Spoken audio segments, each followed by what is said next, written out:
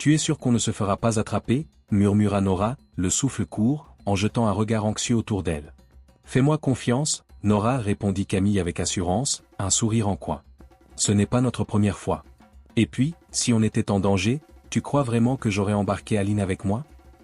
Les trois filles étaient dissimulées derrière un grand buisson à l'arrière du bâtiment principal du pensionnat Saint-Louis, un prestigieux collège pour jeunes filles situé dans une ville animée.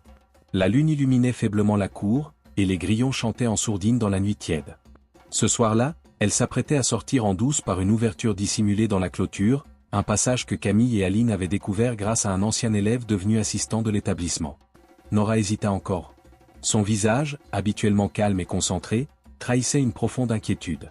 Ce n'était pas dans ses habitudes. Elle, la fille du village de Coma, avait toujours suivi les règles.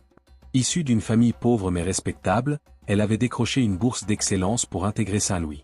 Ses parents, des paysans modestes mais ambitieux, lui avaient fait promettre de ne pas se laisser distraire, de se concentrer sur ses études et de ne pas dévier du chemin qu'ils avaient tant sacrifié pour qu'elle puisse suivre. Mais Camille n'était pas n'importe qui. Fille de politiciens riches et influents, elle brillait au sein du pensionnat, toujours bien habillée, entourée d'amis, respectée parfois crainte par les autres élèves. Elle menait une vie de privilège que Nora ne pouvait qu'observer de loin, jusqu'à ce que Camille lui adresse la parole pour la première fois. C'était il y a 2 mois. Camille l'avait complimenté sur ses chaussures vintage et une paire réparée plusieurs fois par le cordonnier de son quartier. Depuis ce jour, Nora avait été attirée par son assurance, son monde luxueux, sa liberté. Elle voulait faire partie de cette vie. Elle voulait se sentir importante.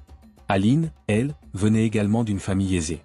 Elle était plus discrète que Camille, mais suivait toujours le mouvement. Nora savait que ses anciennes amies ne voyaient pas d'un bon œil cette nouvelle fréquentation. Plusieurs fois, elle l'avait mise en garde. Camille ne veut que s'amuser. Tu n'es pas comme elle, Nora. Fais attention. Mais Nora n'avait pas écouté. Elle voulait croire qu'elle pouvait appartenir à ce cercle. Elle voulait prouver qu'elle était capable de plus que d'être la fille studieuse du village. Alors, cette nuit-là, malgré son malaise, elle s'abaissa à son tour et rampa derrière Camille et Aline vers l'ouverture dans la clôture. Si tu veux vraiment être l'une des nôtres, faut savoir prendre des risques, lança Camille, moqueuse, en passant la tête par le grillage. Nora inspira profondément. Un frisson parcourut son dos. Son cœur battait fort. Elle pensa à sa mère, à son père, à la promesse qu'elle leur avait faite. Mais en cet instant, elle laissa cette pensée de côté. Elle se releva, essuya ses mains poussiéreuses sur sa jupe, et passa à son tour de l'autre côté de la clôture. Elle ne le savait pas encore, mais ce pas était le premier d'un long chemin vers l'obscurité. Le club était bruyant, bondé, rempli de corps en mouvement et d'éclats de lumière. Nora resta figée quelques secondes à l'entrée, abasourdie. C'était la première fois qu'elle mettait les pieds dans un endroit pareil. À l'extérieur, des jeunes fumaient en riant, des filles étaient assises sur les genoux d'hommes bien plus âgés. Elle sentait son estomac se nouer. Camille et Aline l'avaient pourtant prévenue, lâche-toi un peu, Nora. C'est juste une soirée. Tu vas t'y faire. Mais tout en elle criait le contraire. Elle avait déjà dû enfiler une robe qu'elle lui avait imposée, bien trop courte et moulante. Elle s'était sentie nue, exposée, mais ne voulait pas passer pour une campagnarde. Elle avait cédé. Encore.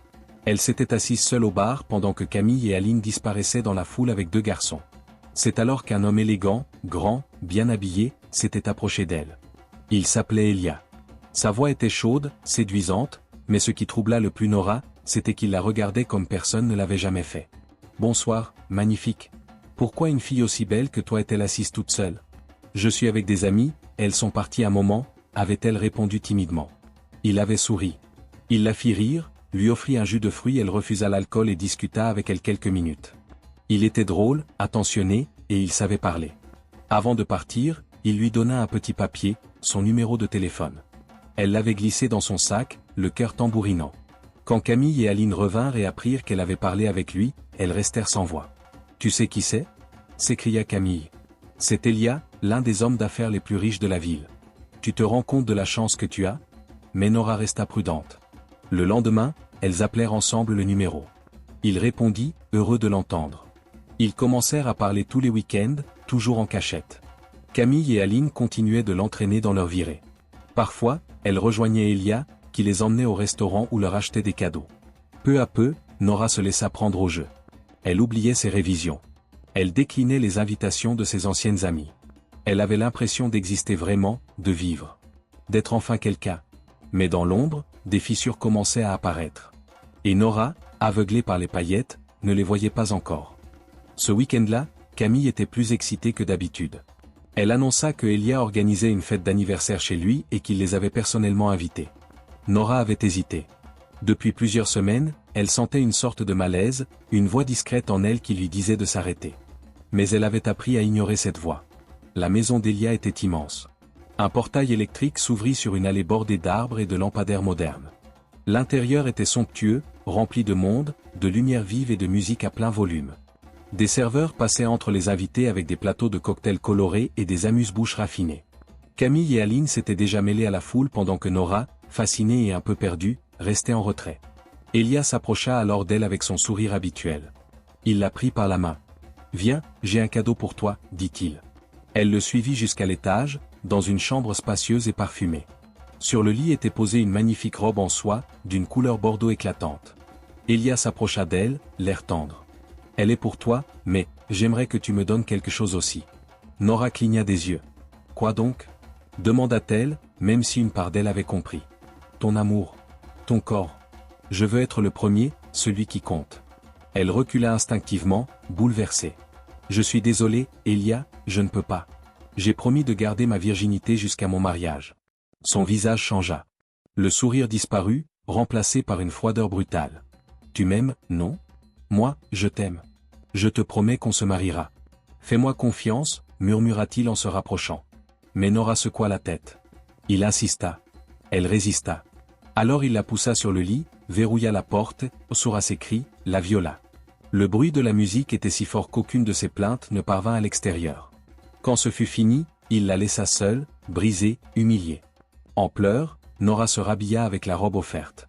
C'était tout ce qu'elle avait. En descendant, elle croisa Camille, qui s'extasia sur la tenue sans remarquer ses larmes ni ses jambes tremblantes. Nora demanda à rentrer. Sur le trajet, elle resta silencieuse, le regard vide.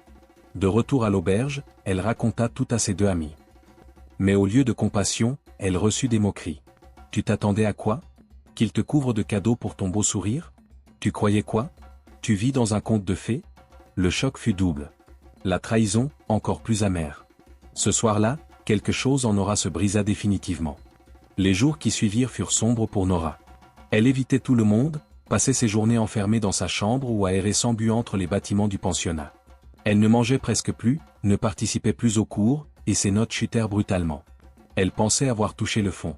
Mais un matin, elle se réveilla avec des nausées persistantes. Elle avait la tête lourde, le ventre noué.